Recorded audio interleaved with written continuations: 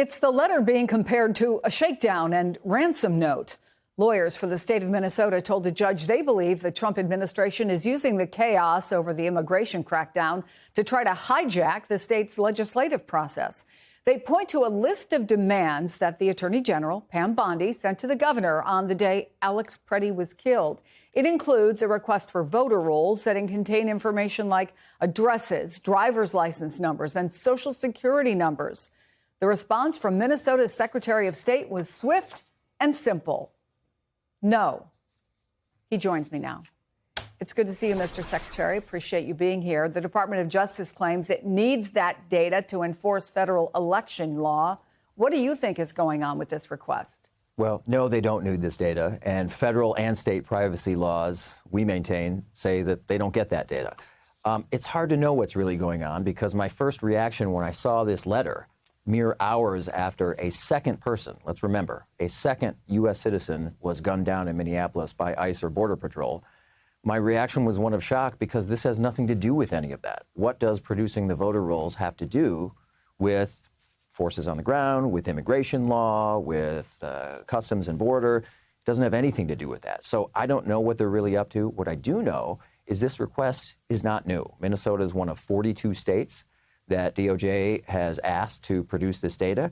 About 10 have said yes, about 32 have said no, like Minnesota. This is in active litigation right now, so they shouldn't have been shocked or surprised that our position is that the law does not entitle them to obtain these voter records.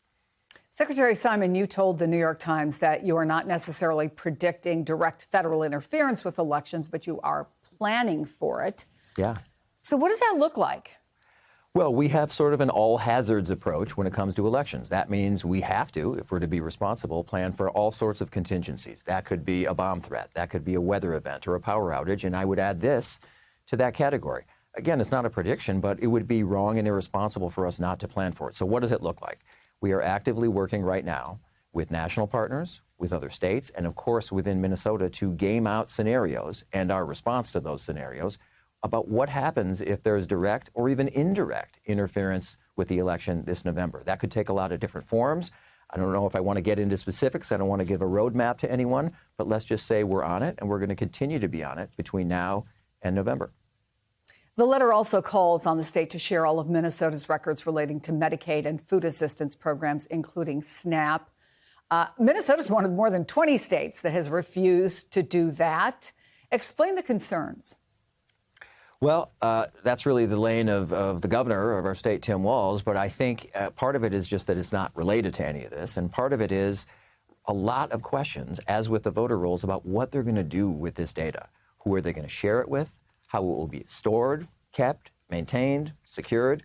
You know, once you let data of that kind out, there's no telling whose hands it could end up to, even private actors, right? So I suspect that that's part of the concern as to that particular issue. But globally, when they want this personal data on people, that's a concern, which is why we maintain there are these federal laws and Minnesota state laws in place to put guardrails around that.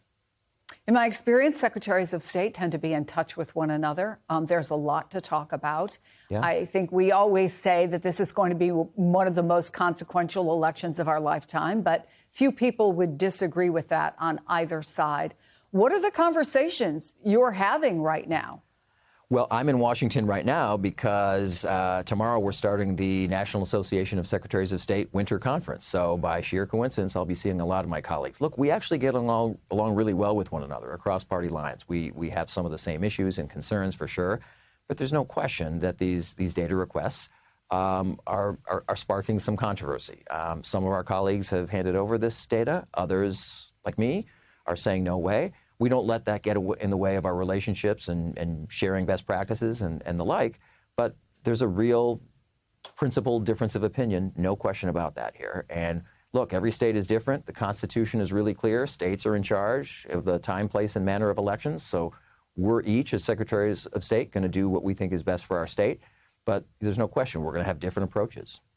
Yeah, and secretaries of state, and I've interviewed many of them in election years. They say, listen, we have a job to do. This is apolitical. Our job is to protect the vote. Right. But you left behind a highly charged political situation in your home state coming to Washington. As you know, we're expecting potentially some federal agents to withdraw today. Right. Also, the departure of Craig Pavino, who is being replaced by Tom Homan. Have you got a sense of the response to that and whether it's going to potentially change the atmosphere where you live?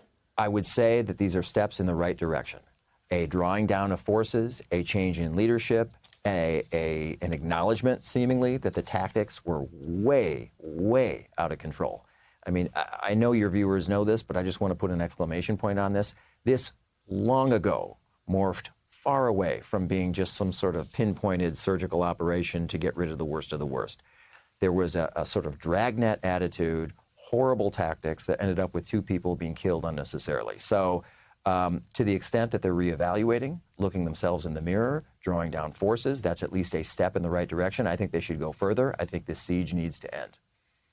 Steve Simon, thank you so much. We appreciate it. And good luck with the meeting.